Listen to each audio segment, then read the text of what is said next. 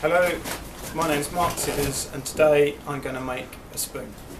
And just show you a few of the tools and how to convert the wood into stable pieces of wood to make the spoons. This is a piece of wild cherry, which is coppice timber, completely sustainable, managed. That's probably sort of maybe a 50-year-old tree that's been coppiced before, and will just keep coming back. This piece of wood here is a bit more temperamental than this stuff. This is a really nice quality piece of wood. You can see the grain runs very nicely straight through it. This is hornbeam.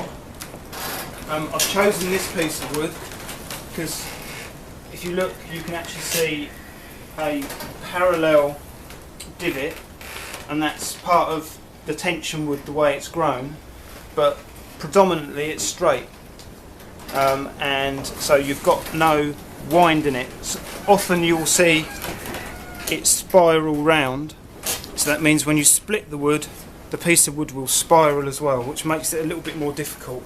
So this is hopefully a good piece of wood, but hornbeam's a bit hit and miss. It can be a bit difficult, but I'll have a go anyway. This is a diagram of how I would cleave different diameter pieces of wood. It's roughly how I would convert them. This is a small diameter piece of timber. To me, I don't use small diameter pieces of timber because once you've split them through here to produce the bowl, you've still got half of the tension in the wood, and 9 times out of 10, sooner or later the bowl will split and you'll have a bowl with a split straight down the middle, which if it's for your own use, that's alright. You know, it's not going to get any worse, you'll just have a split. But if you're going to sell it, someone doesn't want to be using it and then find they've got a split in their nice new spoon. So this is a bigger piece of wood, and you can see how I've drawn how to actually split through, so the grain runs through in parallel lines, and I've taken all the tension out of the wood. So the only thing it can do is maybe warp slightly when it's drying, but it won't split. So these here is that piece of that on its side, like such as that. There's one there, so that lays on its side like that. You can see by cleaving it is you're riving the grain, so you're dividing the cell structure of the wood. It shows up any defects, so if you were to saw through that, it would leave a piece of wood in there, so that would create a fault and a weakness in the wood, so you're actually bringing out the weaknesses. It's also got a slight curve in it, which can work to your advantages if you want to produce the bowl. So I could have split that like that, and it could have came out, but I didn't. So so I can still get quite a reasonable angle within that billet. So the grain is running straight through the wood like that. And by doing this, there's different advantages by doing that. If you create the bowl through the grain like that, as you make the bowl you can cut through and out into the open space, and the grain naturally wants to come out, so it makes it actually a lot easier to make the bowl, and it just generally makes it more stable.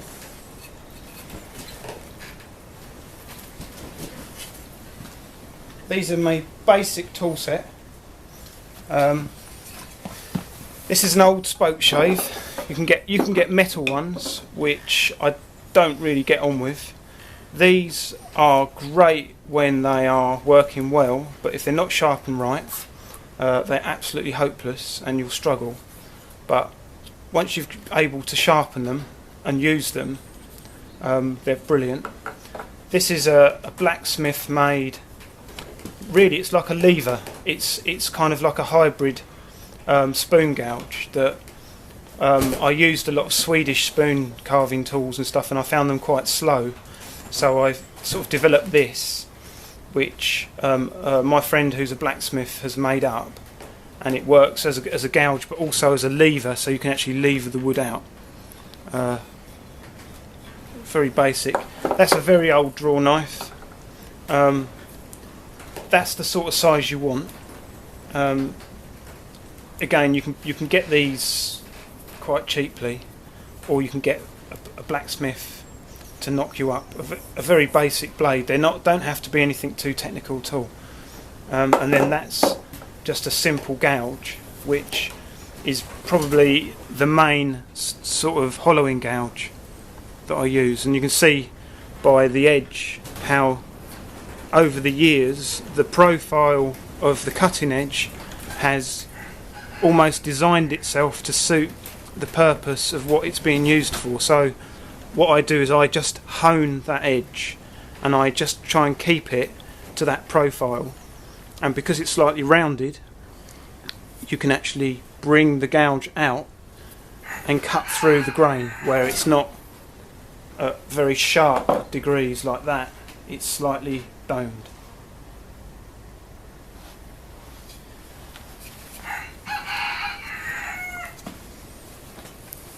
This is my shave horse. I think the main thing, if you're going to be using a tool constantly, is things you've got to think about how your body's actually physically working, so you don't get repetitive like strains, and you can give yourself a bad back. You can work awkwardly, you can have accidents, and you can basically make a lot more hard work than what it needs to be. So I've designed this specifically for my height.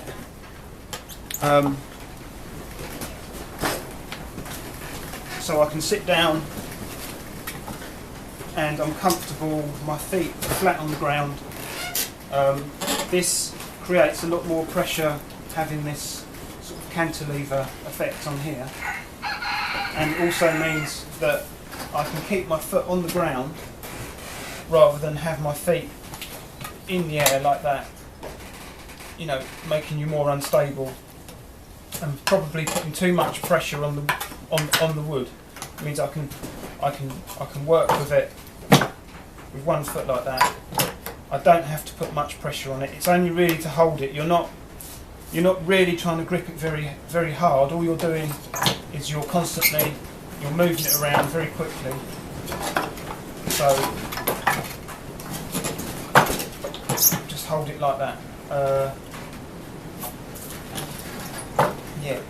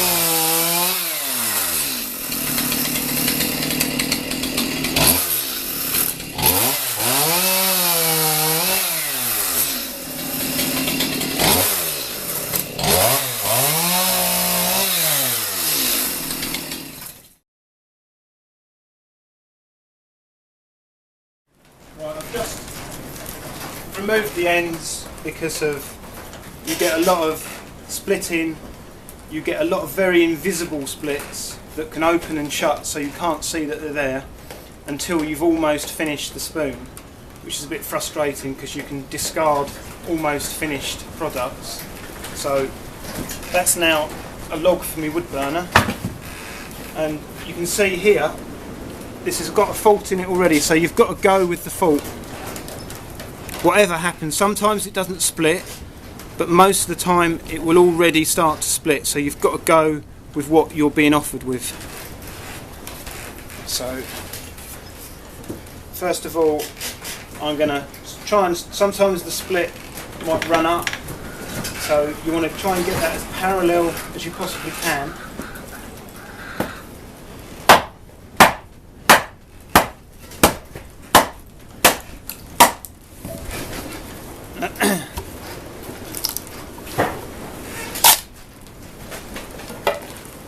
This is typical hornbeam. What you've got is it produces these little sort of chickeny bits, and these can actually run quite deep into the wood, and again that they can create invisible splits.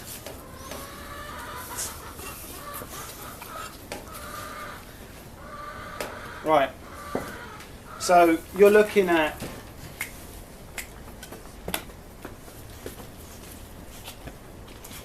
you've got to have 50-50 pretty much material on both sides when you're splitting, otherwise your split 9 times out of 10 will run out toward the thinner side. So I'm just going to split this off like that.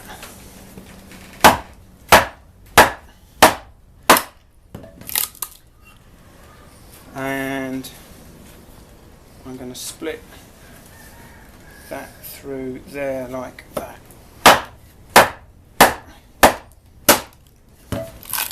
Right, now I could split these through here. That would give me a ladle sized piece of wood, or I could cleave that again and that will give me 2 spoon sized pieces of wood. So I think what I'll do is I'll do a bit of both here.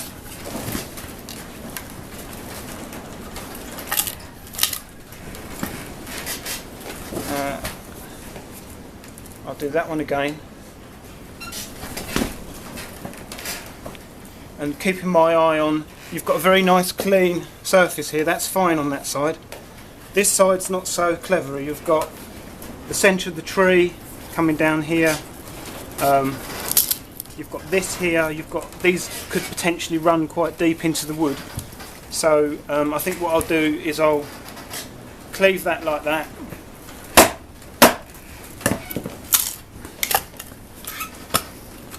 That'll give me plenty of material. That's now stable.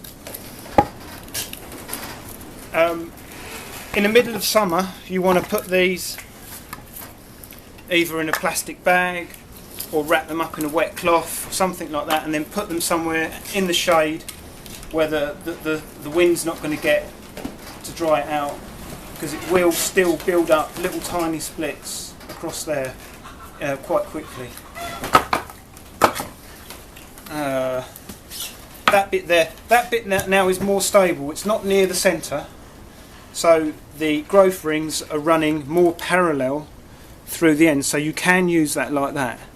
But that is actually wide enough to cleave that in half and get 2 more out of there, like that. This bit, because that's quite thick, I reckon I can get 4 more out of that. See, by doing it 50-50 you've got the split that's basically running pretty much parallel, so it gives you a nice parallel piece of wood. And split that bit.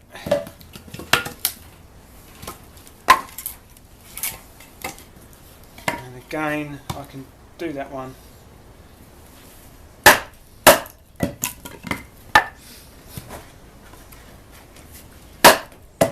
So what would be a log, a piece of firewood, I've now got quite a few viable pieces of wood out of that. So I'll just choose the bit that I want to use. They're all pretty good.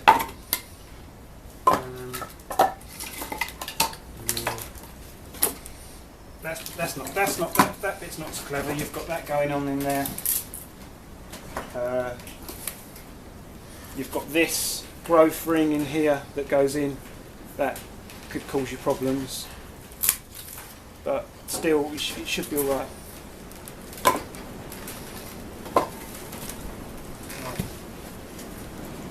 Just gonna big knot in there.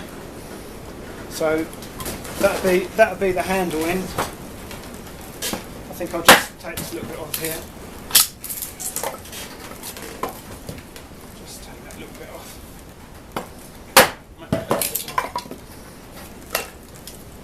Yep.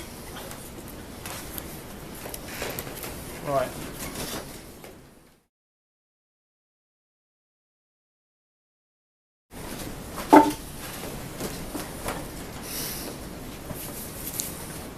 That is a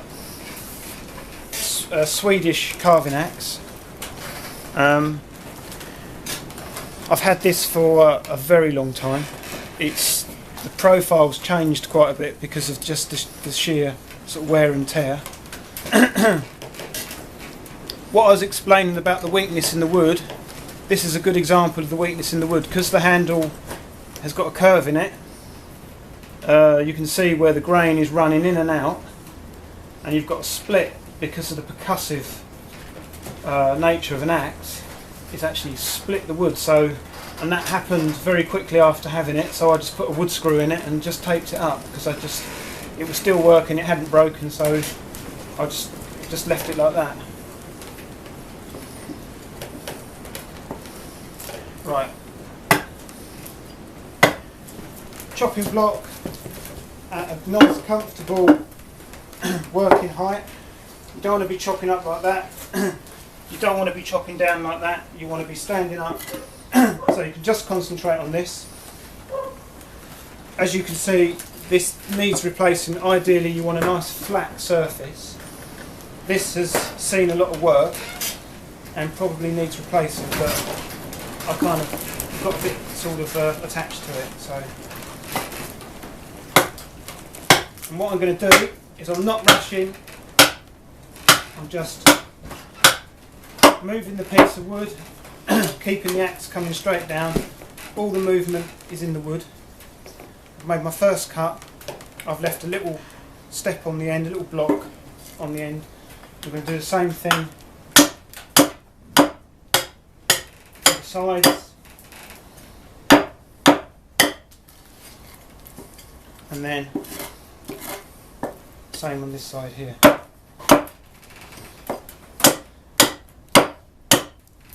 Right, that's pretty much basically the first bit. This is the most basic spoon that you can make. Really simple. I'm now going to start cutting out the handle. So what I'm going to do now is think, where are my fingers and where's the axe?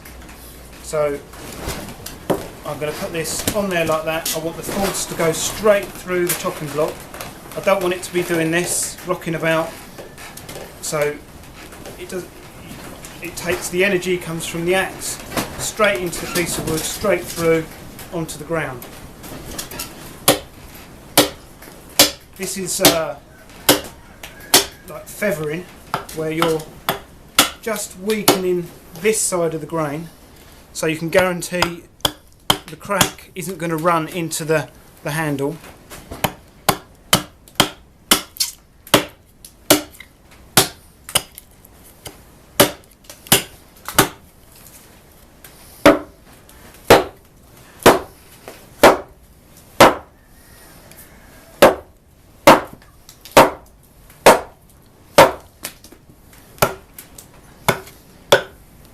Now you can see this, because this is hornbeam, it's definitely not the softest wood in the world, but it's worth it because it's the ideal material, really.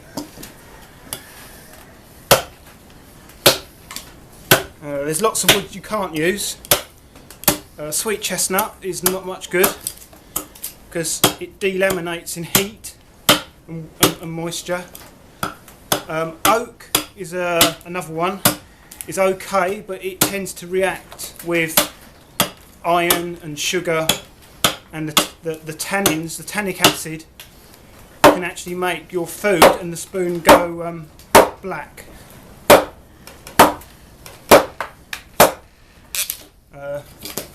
Sycamore's fantastic. Silver birch is okay, but around here it's a little bit on the soft side.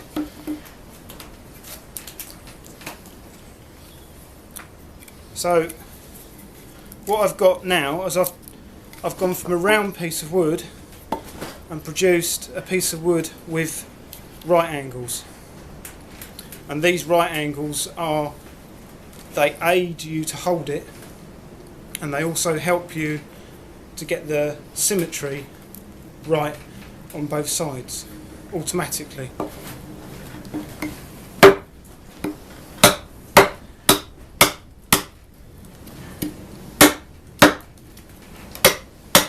Now I'm down to about there. I don't want to cut too far in because you can scar it quite deep with the axe. So in fact, even though that's only cut to there, I've probably got to go down another couple of millimetres because of what the damage that the axe has done. There's that bit. Now I can put that in there. I can put my hand on that. This is solid. This isn't going to rock around. So that holds that. So you can put your heart. You don't want your hand anywhere down there. You want to put your arm and your hand right out of the way. And first of all, you very carefully just establish a bit of a purchase on the wood. I'm not going to try and remove this. I'm going to use this. This will aid me in controlling where it's going to cut, and also it will help me not to follow through and crack any of the handle.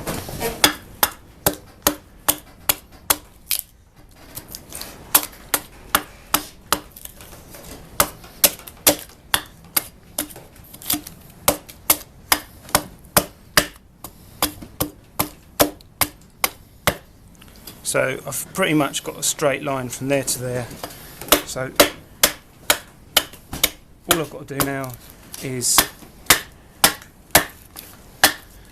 take that through there, and what that's done, that's now given you the bowl, and it presents it so it's slightly up. I'm now going to split off this piece of wood here. I'm not going to go right in here. I'm going to lift it out very slightly from that crack, just there, so it doesn't run right through and take the handle off.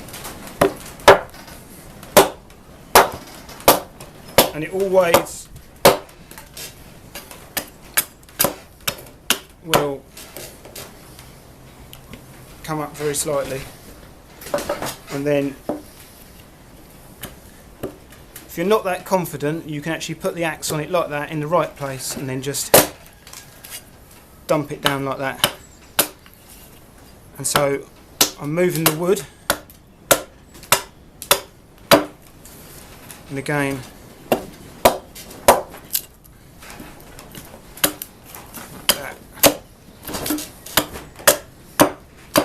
that is basically roughed out. So it's not quite symmetrical. You've got quite deep cut marks still in it, and you've got quite deep cleaving marks in it that you've got to keep your eye on, because the hornbeam, the grain tends to run backwards and forwards almost like that, and that's how the wood actually holds itself together.